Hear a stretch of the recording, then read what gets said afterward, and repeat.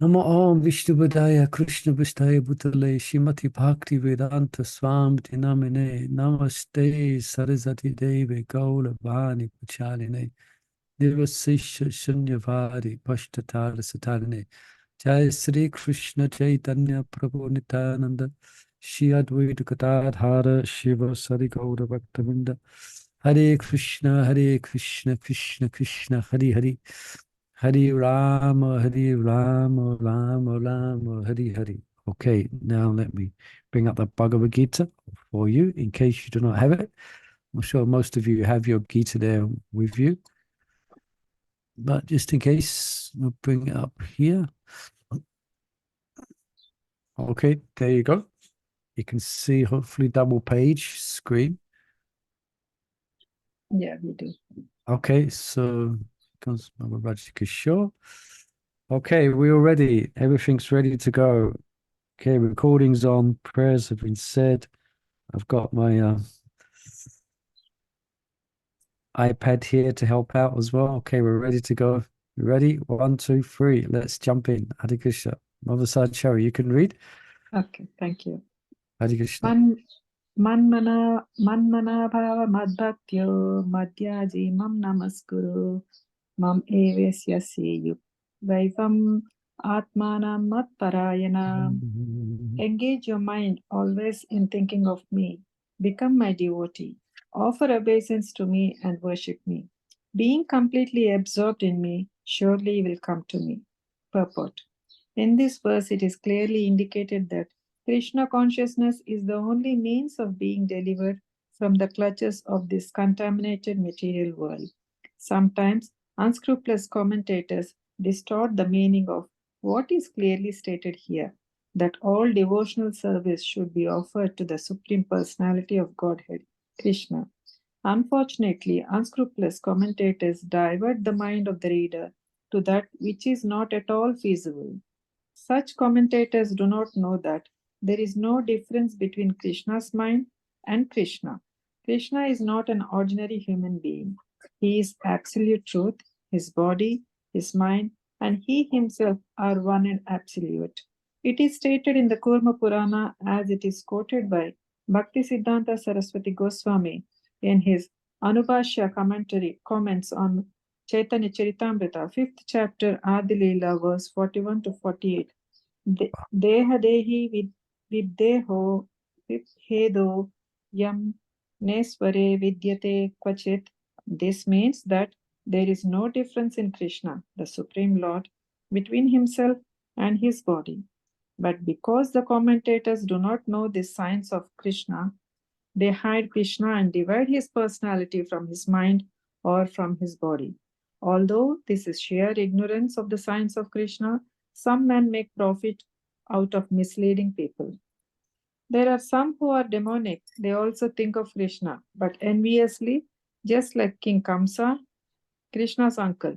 He was also thinking of Krishna always, but he thought of Krishna as his enemy. He was always in anxiety, wondering when Krishna would come to kill him. That kind of thinking will not help us. One should be thinking of Krishna in devotional love, that is bhakti. One should cultivate the knowledge of Krishna continuously.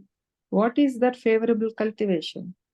It is to learn from a bona fide teacher. Krishna is the Supreme Personality of Godhead, and we have several times explained that his body is not material, but is eternal, blissful knowledge. This kind of talk about Krishna will help one become a devotee. Understanding Krishna otherwise from the wrong source will prove fruitless. One should therefore engage his mind in the eternal form, the primal form of Krishna, with conviction in his heart that Krishna is the supreme. He should engage himself in worship. There are hundreds of thousands of temples in India for the worship of Krishna, and devotional service is practiced there. When such practice is made, one has to offer obeisance to Krishna. One should lower his head before the deity and engage his mind, his body, his activities, everything. That will make one fully absorbed in Krishna without deviation. This will help one transfer to Krishna Loka. One should not be deviated by unscrupulous commentators. One must engage in the 9 different processes of devotional service beginning with hearing and chanting about Krishna. Pure devotional service is the highest achievement of human society. The 7th and 8th chapters of Bhagavad Gita has explained pure devotional service to the Lord that is free from speculative knowledge, mystic yoga, and fruitive activities. Those who are not purely sanctified may be attracted by different features of the Lord, like the impersonal Brahmajyoti and localized Paramatma. But a pure devotee directly takes to the service of the Supreme Lord.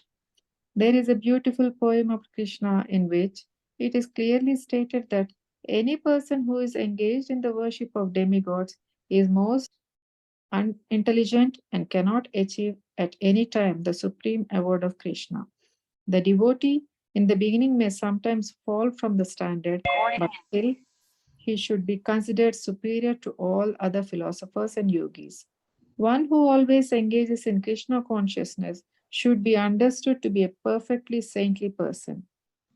His accidental non devotional activities will diminish, and he will soon be situated without any doubt in complete perfection. The pure devotee has no actual chance to fall down because the Supreme Godhead personally takes care of his devotees. Therefore, the intelligent person should take directly to the process of Krishna consciousness and happily live in this material world. He will eventually receive the supreme award of Krishna. Thus end the Bhaktivedanta purports to the 9th chapter of Srimad Bhagavad Gita in the matter of the most confidential knowledge. Thank you. Hare Krishna. Okay. I was tempted to stop each paragraph, but I thought then we might not even get to finish reading the paragraph. So I thought we might not get to finish reading the whole purport. So any initial appreciations or questions on this? I can bring out some things here. This verse is one of two verses which are repeated almost verbatim. This verse, as we know, devotees who study Bhagavad Gita, this verse also comes in the 18th chapter, 1864 or 65, near 1866, okay? And this verse is difficult, although it's difficult for the impersonalists to give an impersonal meaning, because this is unadulterated bhakti. Yeah, it's all bhakti. There isn't anything else. It's not gyan, it's not karma, it's bhakti. This is the activities of a bhakta. So how I have a commentary of Bhagavad Gita by Shankaracharya, and so perhaps I'll be interested after to look how he can possibly give a impersonal meaning to this verse. But they have, as Prabhupada, that's why Prabhupada focuses on that in this first paragraph. He calls them unscrupulous commentators. Yeah. Engage your mind always in thinking of me, become my devotee, offer obeisances to me, worship me, be completely absorbed in me. Surely you will come to me. So how they can give an impersonal commentary is surely the illusory energy of the Lord. All right. So there's four things mentioned here. One is to think of Krishna, which is mana. One is to become his devotee, mad bhakta, and that's described in the purple, what that means, and we will elaborate on that a bit more. One is mad yaji. Yaji means to. Someone can tell us what yaji means, if I pronounced it right. Yaji. It's there. Puja. Worshipper. Worship, yeah. And we'll elaborate on that. Ramanuja gives some elaboration on that as well as Srila Prabhupada. and mam namaskuru, offer obeisances. Okay. Now, for your interest, as I was mentioning in the beginning, so Bhagavad Gita is often said to be the essence of all the Vedic scriptures.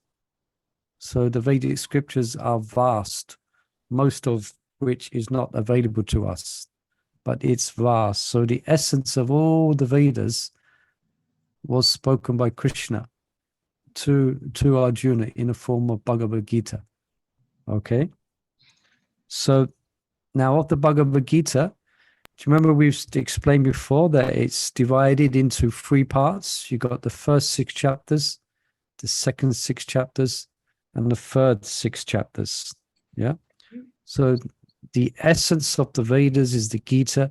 The essence of the Gita, yeah, is the middle 6 chapters, which delineates bhakti. So bhakti is in the first 6 chapters and in the last 6 chapters, but specifically emphasized is bhakti. Okay. Now, the essence of the middle 6 chapters is chapter 9 and the next chapter. Okay. Chapter 9 and chapter 10. So the last verse of this chapter, as we mentioned, of this verse here that we have just read, yeah, this comes exactly in the middle of the whole of the Bhagavad Gita. Yeah. And it will be repeated later again, as we also mentioned. Yeah. So in other words, it's the most confidential and essential sloka. So in other words, if something happened and there was if something happened to your Bhagavad Gita, I know we shouldn't say it, but if it happened to get destroyed in fire by some unfortunate accident, and there was one verse which you could make out, and it was this verse, you could become perfectly Krishna conscious by following this one verse. Also other verses as well, no doubt, but this gives the essence. Yeah, and Shrita Swami mentions, so this is the pure the pure simplistic way of worshipping Krishna. Mana is to think of him. Yeah. Okay. Any questions as we go? Please feel free to ask. So this is what to do. Now I want to also, there's a lot to read here. Perhaps let me just read this part as well. This is from Baladev Vijabhushana. I mean, I hope you don't mind. This is the idea, is that we do look at also the Acharya's commentaries to some degree on this. And you can see how wonderfully that Srila Prabhupada has gleaned the essence of our Acharya's commentaries, and he's presented it for our modern understanding. So it's quite interesting. So Burijan quotes Baladev Vijabhushana. So he says, Krishna tells us always to think of him. So he mentions it's not sufficient to work hard for Krishna while our minds wander. Do you remember? Also in Bhagavad Gita, where's that verse that you should fight and at the same time think of me? Yep. Anyone know the Sanskrit for that verse? It escapes me just now. So it's not enough for Arjuna just to fight. It's not enough for us just to engage in hard work for Krishna. We have to learn to think of Krishna. Yeah. So he says, then he gives an example. This is from Baladev Vijabhushana. A so-called devotee of a king, the king's servant, actually is thinking about his own wife and so on. His thoughts are not exclusively upon the king. Thus, he is not actually the king's devotee. You, however, in contrast with such a person, should be absorbed in thinking of me and should be my devotee. Your mind should always be fixed like an uninterrupting flow of honey on me. I'm sure we've had that experience when we're using honey, isn't it? It pours, and there's no gaps. It's just pours. So that's often, that example is often given of how we should, of the an advanced devotee's meditation upon Krishna. It is constant. So he mentions that here, like an uninterrupted flow of honey. So the next time you're using honey and you're pouring it out of the jar, you should meditate. My mind should be like this, always thinking of Krishna. Yeah. Like uninterrupted flow of honey should be fixed on me, the son of Vasudeva. You should think of me as your own master and the very goal of your life. Okay. Now, now I'm just going to go here to Ramanuja as well. Now I'm just going to stop sharing and just bear with me. Okay, we stop share. Okay, Hare Krishna. 1 second. Hare Krishna. Find it now. Hare Krishna. Bring this up. Hare Krishna. Hare Krishna. Hare Krishna. Krishna Krishna. Hare Hare. I had it all ready to go, but oh, here it is. Okay, so let me share the screen again. Share screen. Now you're going to see something you haven't seen before. This, for your information, is what I often use to, or what I often refer to in our readings of the Bhagavad Gita. Yeah, I have, you can see here, you can see it on your screen. So tiny. Okay, let me hide that. I can make it bigger. Mm. All right, so we have, it goes, this is, it gives the chapters, and chapter 9, text 34. So we got the commentaries from the Sampradaya Acharyas. So this, you can see this here as I'm, Yeah. this you can see where I've got this. This chapter concludes by revealing the pure, simplistic way of worshipping the Supreme. Okay. Now, I won't read all of this. Okay, there's quite a bit here. So we have Shita Swami Madhavacharya, and we have Ramanuja Acharya here, and his commentary. So I just want to go to Ramanuja's commentary, and then we'll come back and we'll read the paragraph where Prabhupada is, it seems to be, where Prabhupada is further elaborating on Ramanuja's explanation. And it's very moving, actually. It's quite deep. So here, okay, let's just go from the top. It's okay if we read through this? Mm-hmm. Okay. Please stop me if something needs to be clarified or any questions. Okay. So at the end of our study of Bhagavad Gita, I think you're all going to become scholars of Bhagavad Gita. You had to quote different acharyas' commentaries.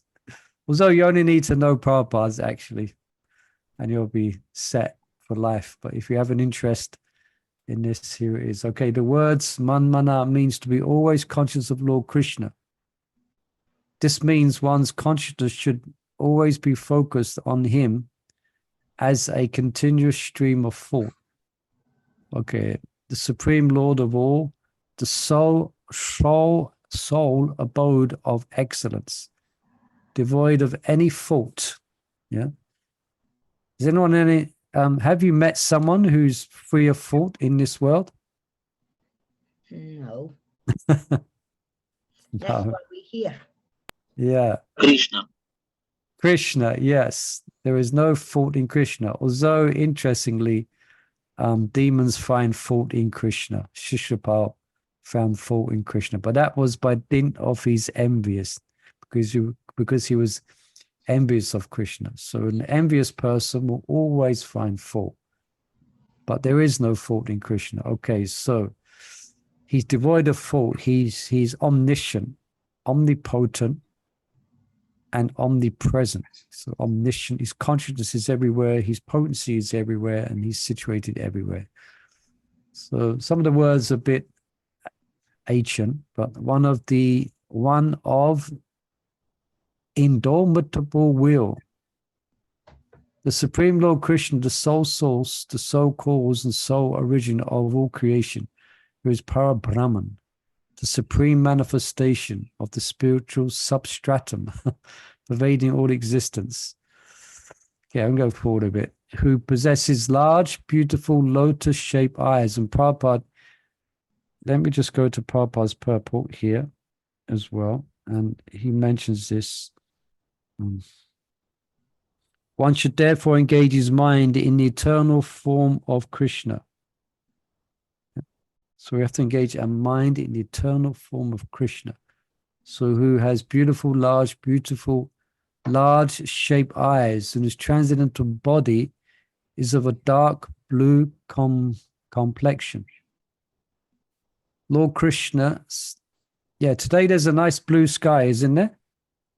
Mm-hmm. There's some clouds up there as well.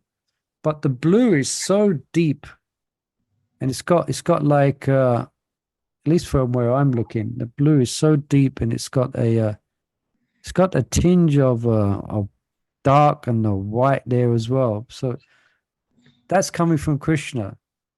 Okay, that's given us an indication of the hue of Krishna, and it's almost magical. The blue color is it's almost transcendent and magical.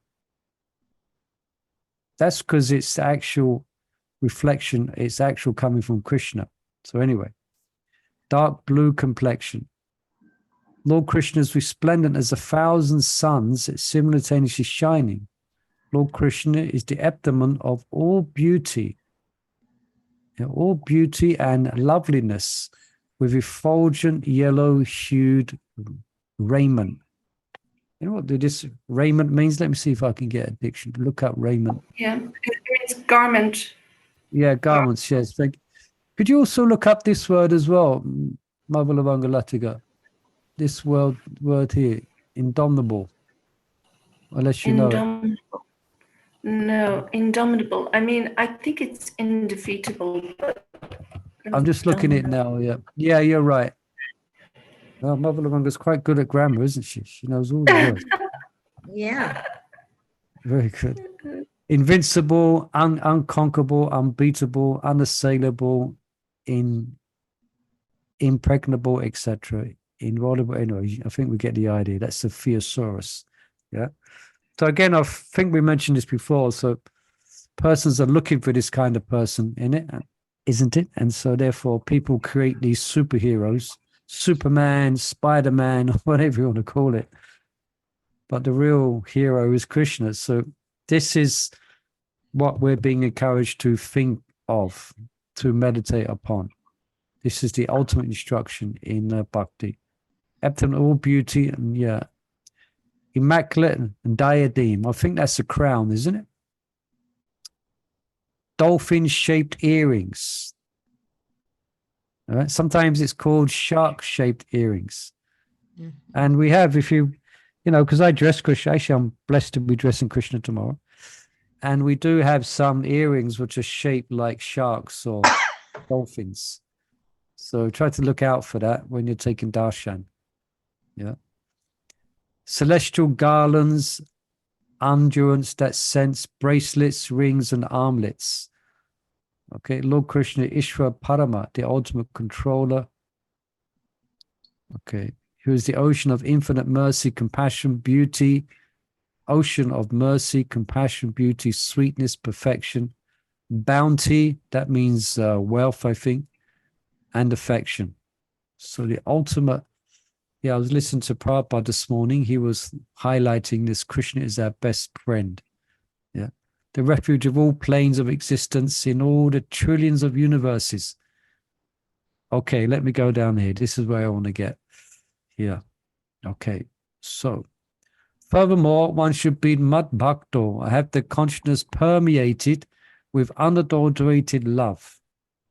So consciousness should be colored with unadulterated love. That means pure love for Lord Krishna as their beloved friend. then one should become Mad Yaji, or Lord Krishna's devoted worshipper, taking great light in their intimate and individual relationship with the Supreme Lord internally. All right, so we should reflect on the great moments we've had in our devotional service, where sometimes we may get a bit overwhelmed by Krishna's grace and that devotion which was within our heart. Yeah. So we're being asked to, yes. Yagna, denoting yagna, indicates a myriad of wonderful and sublime ways of offering bhakti, of loving devotion unto Lord Krishna. The way a dear friend offers everything they possess to please another dear friend. Offering as yaji is of three kinds. Right? So there could be a whole seminar just on this one verse. So he gives these three kinds. So yaji, Prabhupada speaks of it here.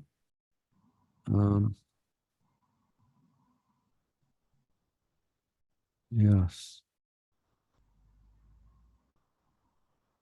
With such practice, when such practice is made, one has to offer obeisances to Krishna. One should lower his head before the deity and engage his mind, his body, his activities, everything. That will make one fully absorbed in Krishna without deviation. And that will help one transfer to Krishna Loka. So then here it's mentioned Anapadcharika. So that's the external worship, such as offering incense and waving ghee lamps, fanning, etc.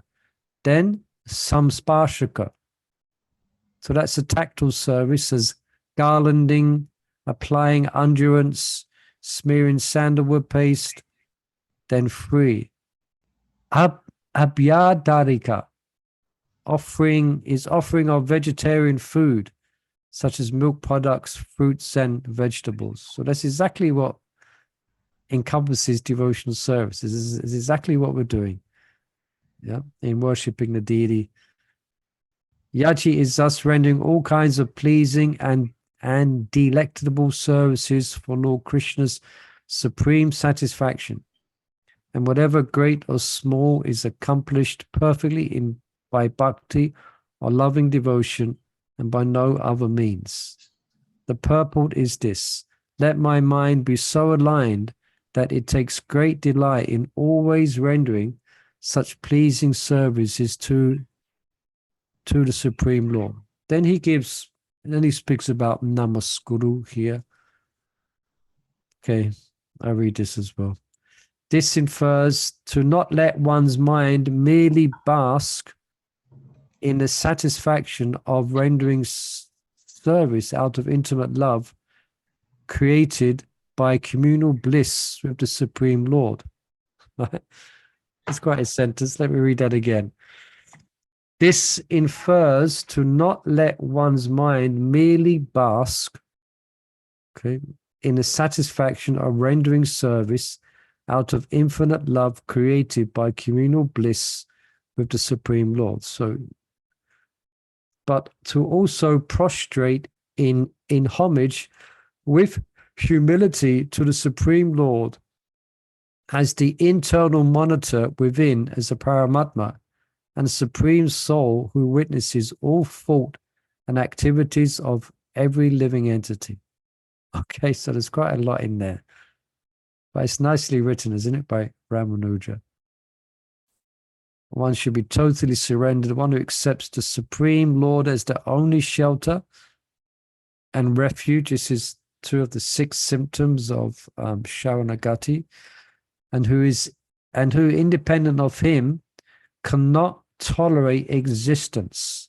So without thinking of Krishna, one cannot tolerate existence.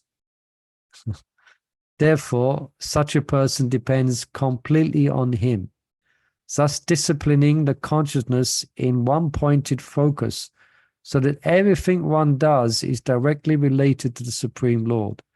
One should guide their consciousness in such a way that it can reveal that it can revel and delight in personal communion with the Supreme Lord at every moment, possessed of such wonderfully evolved spiritualized consciousness, thou must assuredly attain the Supreme Lord without fail. Prabhupada mentions this here. That will make one fully absorbed in Krishna without deviation. This will help one transfer to Krishna Loka. Then Prabhupada adds, do not be deviated by unscrupulous commentaries. All right. Okay. So let's go back to Prabhupada. Any questions on that or appreciations there? Share this. So I got to share the screen again. 1 second. Go back here.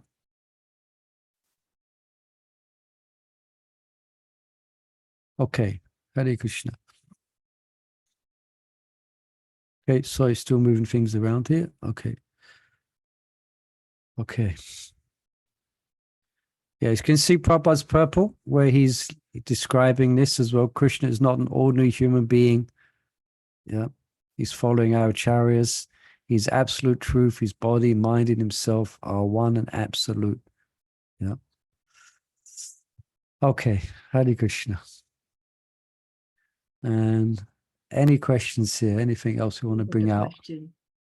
I have a Yes, question. please. Go ahead, Mother. But, he says Krishna's mind, and Krishna is not an ordinary human being, he is absolute truth. His body, mind, and himself are one and absolute. Yeah. But if he comes in our mind, like looking at the sky, you think this is Krishna, or see the sunshine first thing in the morning, you think this is Krishna. So he comes in the mind, but he's coming in a human being's mind. There's no difference between his mind and himself. But when he comes into our mind, Go on. yeah, so is he still an absolute? Is he still the same Krishna?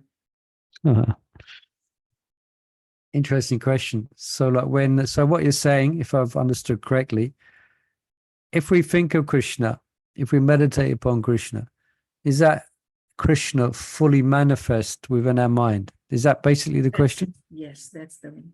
Hmm. What do devotees think? It seems to indicate that here, from an absolute perspective, because it's non-different. If you think of Krishna, then Krishna's present.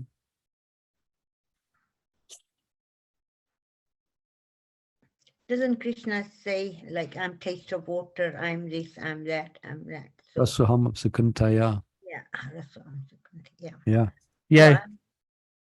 He does, but I mean, the actual practice, does it infer that Krishna is fully present? No, say in his energy form. Yeah, I mean, I think there's different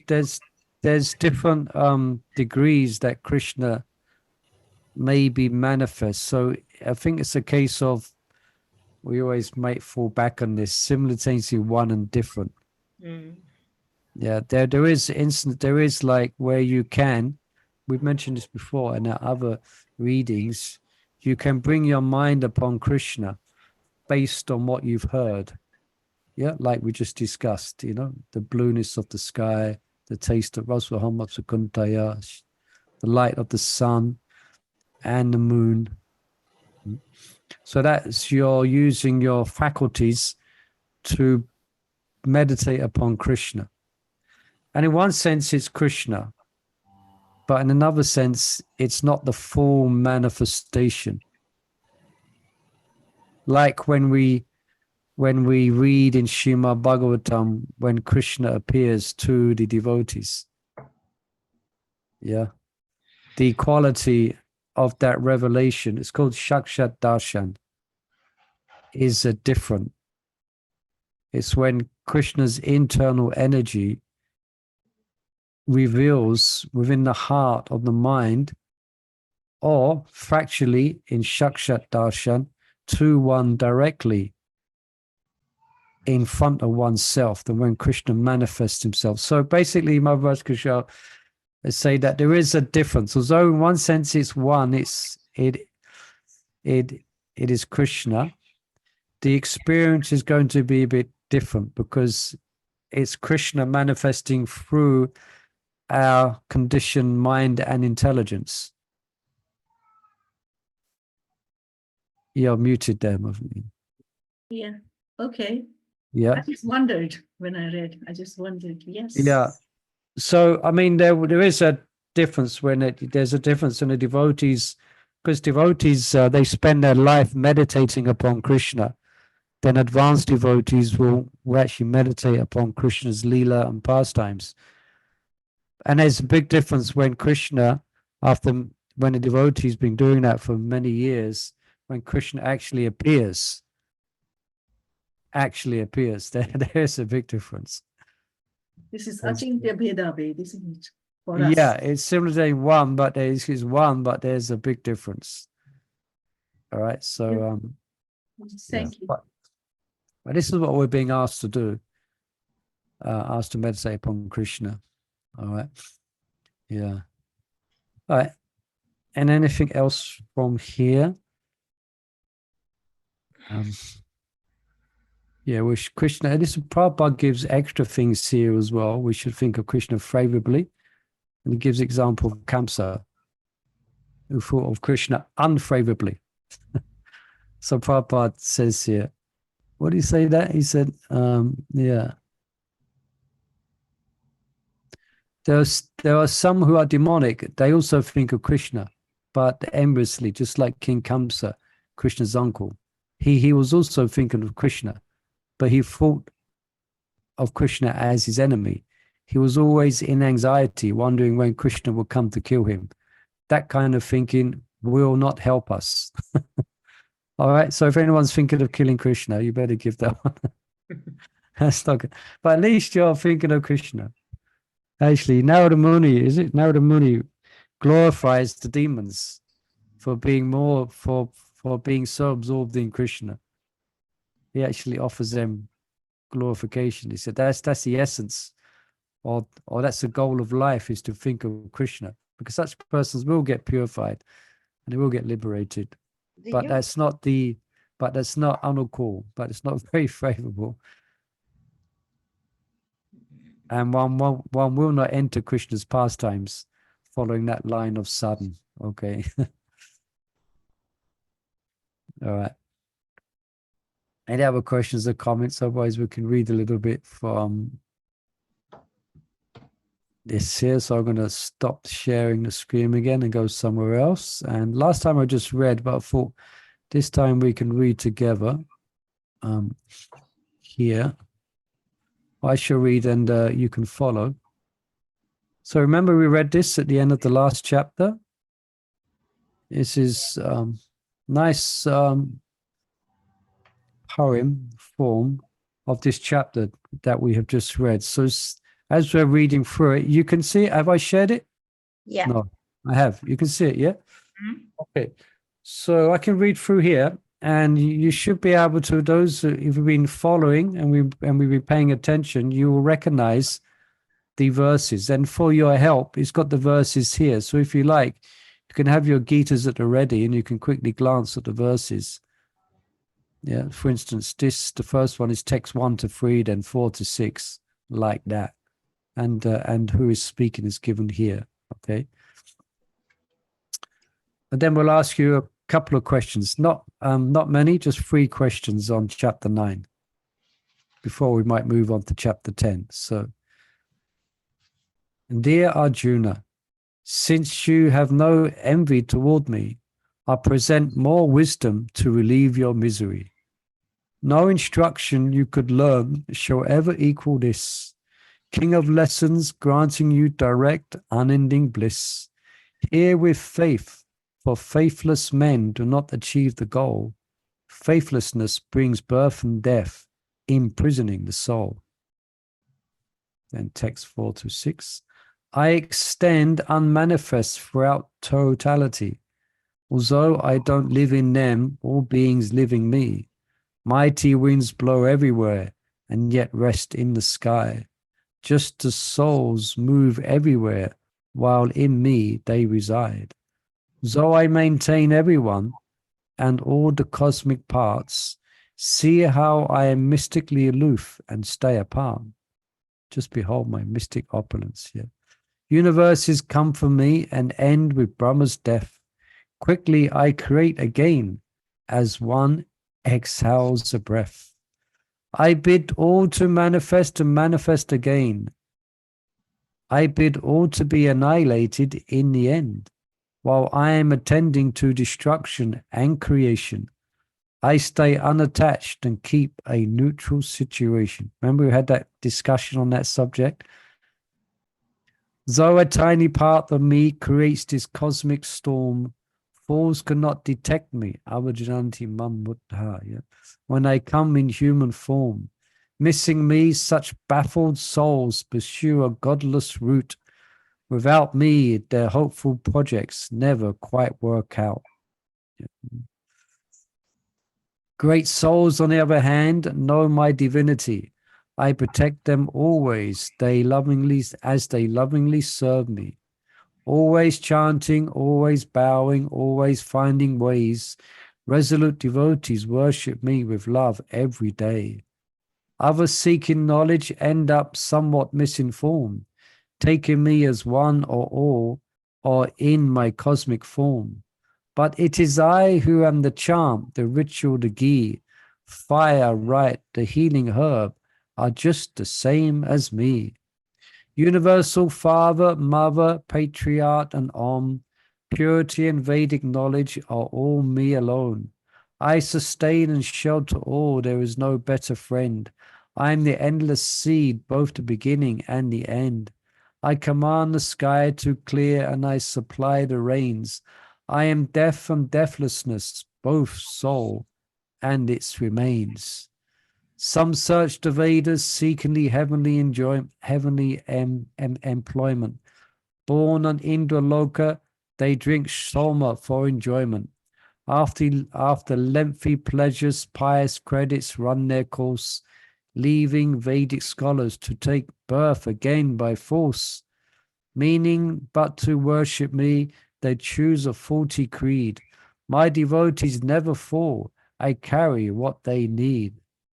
Every gift and sacrifice is meant for me alone. Those who disregard me can do nothing on their own. Those who worship forefathers, the gods or ghosts, shall be born among such beings, but my servants come to me. Then patram puspam, cups of water make me smile, though I could drink an ocean. Fruits or flowers please me when presented in devotion. All you do and all you give and all the food you savor, offer first to me with love, and you shall win my favor. Freed from both the good and bad results of your vocation, fixed on me, you'll come to me and gain your liberation. I've no partiality, no bias to transcend, yet by serving me you shall become my trusted friend. You may sometimes stumble, but don't let your heart grow faint. When you resume service, I consider you a saint. Quickly you grow noble and attain unending peace. Arjuna, state it boldly, my devotees won't decrease. Man or woman, that's yesterday's verse, isn't it? Man or woman, king or slave, I see with equal eye. All who choose to come to me shall never be denied. And finally, be my servant, think of me, bow down and take this boon. Place your mind on me alone and come to me quite soon. Okay? Hare Krishna. Nice, huh? Nice. Hopefully you recognize some of the verses there. Yeah. And, okay, now let me just scrolling around a bit today.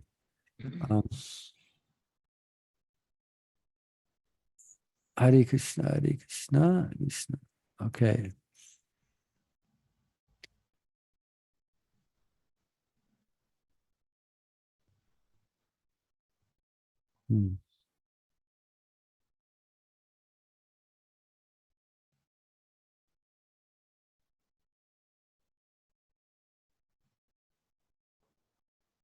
All right, 1 second.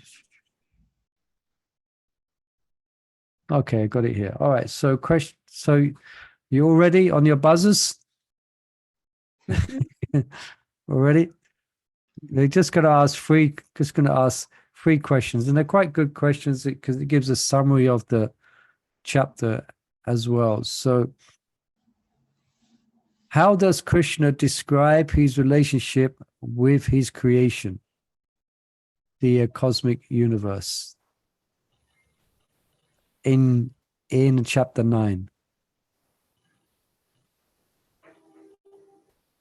How does he describe his sambandha relationship with creation? What's some of the words that are used? Have a wild, but not too wild, have a wild guess. Does he say at that point that I am, Everything. it is in me, but I'm not in it? Yeah. That's chapters, verses 4 to 10. Yeah. Anything else on that? So he is similar to, He says, behold my mystic opulence, as I am situated everywhere. I'm not part of this cosmic manifestation. So yes. I'm the only enjoyer I'm the only enjoyer. Yeah. and Which master of all sacrifices. master, have you got the exact verse there? Mama, Yeah, it's a Aham Sarva Jagnanam Bhuktaram Prabhu Evacha. Go on, I'm the only 24. All right, okay. Just read the translation. I'm the only enjoyer and master of all sacrifices. Yeah. Those who don't know Therefore, this, fall down. those Yeah? who don't recognize my true transcendental nature fall down. Yeah, all right. That's going a bit further ahead, but yeah, that's correct. I would say that answers this question. Doesn't he speak about those who worship demigods go there, and those who worship me come to me? Yeah, that comes a bit later. I shall read here. So answer, Krishna is the source, maintainer, and controller of the universe in a perpetual cycle of creation and destruction. That's the verses 4 to 10. So he manifests the material world, and after a long period, he absorbs it back into his nature. When manifest, the entire creation rests within him, while he simultaneously pervades the universe through his diverse potencies. Although maintaining and pervading the universe, although his different potencies, through his different potencies and energies, he remains transcendental, separate, and independent in his personal form. All material activities, such as the embodied living beings, are carried out by material nature under his supreme direction. Maya dakshena prakriti, suyate sacharataram. Okay. So next question. Don't worry, there's only 3 questions. And there's question 2. Who are the foolish and who are the great souls?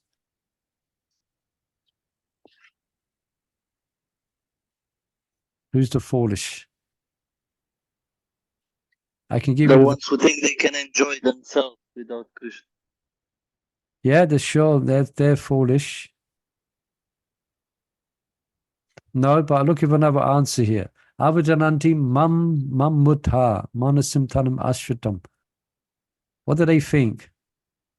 Oh, fools deride me when I descend in human Yeah. form. That's it. Fools deride me. They are foolish persons. Yeah. To think that he is an ordinary person.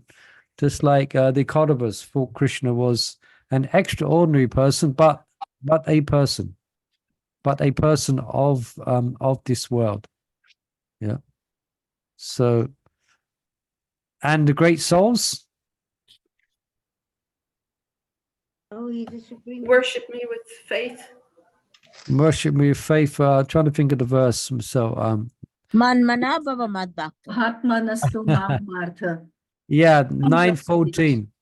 Oh, 9:14. Could you read the verse for us, Mother Raj Kishore? 9:14. 14 or 13 is Mahatmanastu Mam Partha. Yeah, go on. Just read the translation to that verse. O son of Pratha, those who are not deluded, the great souls, are under the protection of the divine nature. They are fully engaged in devotional service because they know me as a supreme personality of Godhead, original and inexhaustible. Yeah, these are great souls. And then the next verse describes what the great souls do. You can read that. What do great souls do?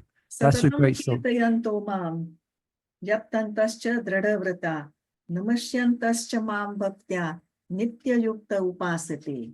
Yeah. Always chanting my glories, endeavoring with great determination, bowing down before me, these great souls perpetually worship me with devotion. Yeah. And in today's and in the last verse, we heard an elaboration of that, of what devotees do. And Prabhupada gave some nice details. Yeah. One should bow his head before the deity, etc. Then we heard from Ramanuja as well. And finally, referring to texts 26 and 29, how does Krishna advise Arjuna to become free from karmic reaction?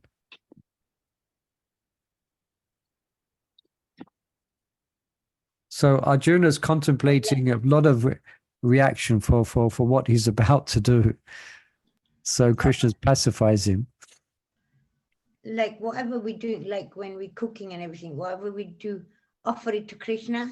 So sins are Patram gone. pushpam phalam toyam. Yeah. Yeah, you got it. So we got, but Yeah. Mother Chandravali was thinking specifically of Yat Koroshi, Yat Ashnashi, Yat Hoshi, Dashi, Yat.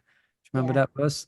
Whatever you do, Whatever if you offer or give away, whatever charity you do, you should do that unto me. We had quite a discussion on that as well, wasn't it? And also on, as Sachari Mother, she was quoting Patram Puspam Pulum Toyam. Yes. So yeah, it's mentioned here. Text 26 to 29 answers that question. So in essence, so Arjuna will be freed from all reactions to good and evil deeds by making Krishna the object and beneficiary of all actions, offerings, and austerities. Although Krishna is neutral, yeah, anyone who renders service in devotion is a friend, is in me, and I am a friend to him. That's my own benefit. Trying to remember. Samaham savabhuteshu nadveshu shtina priya ye bhajanti tamam bhakta mayi chiteshu chapriya. I envy no one. I am equal to all. And you remember the point that we made on that verse? That verse is divided into two. Do you remember? We were making this point that the first lines of this verse, Samaham savabhuteshu, it refers to how devotees, how Krishna deals with non-devotees. Remember, he just deals. Sorry? Didn't we discuss about like non-devotee and devotee? Krishna is equal to both or not equal to both? Yeah, this is a lot this of yeah, we had some discussion on that, but this is the point that we learned from that discussion, that Krishna is neutral to the non-devotees. Yeah, he's neutral, but he ain't neutral to the devotees because they love him as a friend. So he's inclined to his devotees. So that verse speaks of how he deals with people in general, the non-devotees. He is neutral. They're just managed by the three modes of material nature. But for his devotees, he is specifically He has affection. inclined. He has affection. And Prabhupada says that's only natural. Yeah. And what example does Prabhupada give? Just a cloud. Rain falls in rocks and everywhere. Yeah. But that's an example of the first half of the verse. He is just, the rain falls on the ocean. I mean, the ocean doesn't need any rainfall. But Krishna's benevolence, it goes to everyone in the case of providing providing the objects of this world. I think he gives the example of someone in a factory. Someone has workers in a factory, but he's specifically inclined to his own children. I think that's the example given there. No, I think king now. King is equal to all. Yeah, let's but just go there. yes, affection for the children, his own children. Yeah. Those days, kings. Yeah, let me just look. I'm cheating. I'm looking here. 929. 929, yeah. Yeah. The Lord, he is just, yeah, here, you're right. He is just like a cloud that pours rain all over, regardless of whether it falls on rock or land. But for his devotees, he gives specific attention. He gives specific attention to his devotees. And remember, we're reading also in our other readings as well, that it's not just to the perfect devotees, to the siddhas. For anyone, he is inclined to his devotees, whether they're practicing devotees or they're perfect devotees. Yes. Sankalpa Komati, we were reading. Yeah, that comes up in Sang. So the Lord reciprocates with Prahlad Maharaj, he reciprocates with Dhruva Maharaj, and he is reciprocating with little old us in our little world. He is helping us, and he is arranging things for us. He is assisting us. And I'm trying to, yeah. Okay. Hare Krishna. All right. Sorry, I was doing quite a bit of reading today and referring and scrolling, and we're hearing different things. But any closing comments or questions? Otherwise, we can pause here, and next week we can begin with chapter 10. And we'll begin with reading also the Gita Mahatmya. So next week we'll read that before we begin chapter 10. So thank you, everyone. I hope this has helped to give a little summary of the 9th chapter. Such a wonderful, I mean, every chapter is wonderful, but specifically this chapter is very wonderful. And the next chapter, chapter 10, it's going to be more wonderful. Okay. Right. So thank you, everyone, for joining us. And those, we're Wednesday today. So if you are reading of Brihat Bhagavatamrita is getting quite exciting. We're coming to the end of that. Gopakumar is on his way to Goloka very soon. So please join us if you have the time, okay? Srila Prabhupada ki jai. Bhagavad Gita ki jai. Jai. Modi Prabhu ki jai. Thank you, Hare Prabhuji. Krishna. Hare Ki Ram, jai. Ram, Ram, Hare Hare Ram. Hare, Hare Hare. Hare Bol, Hare Bol.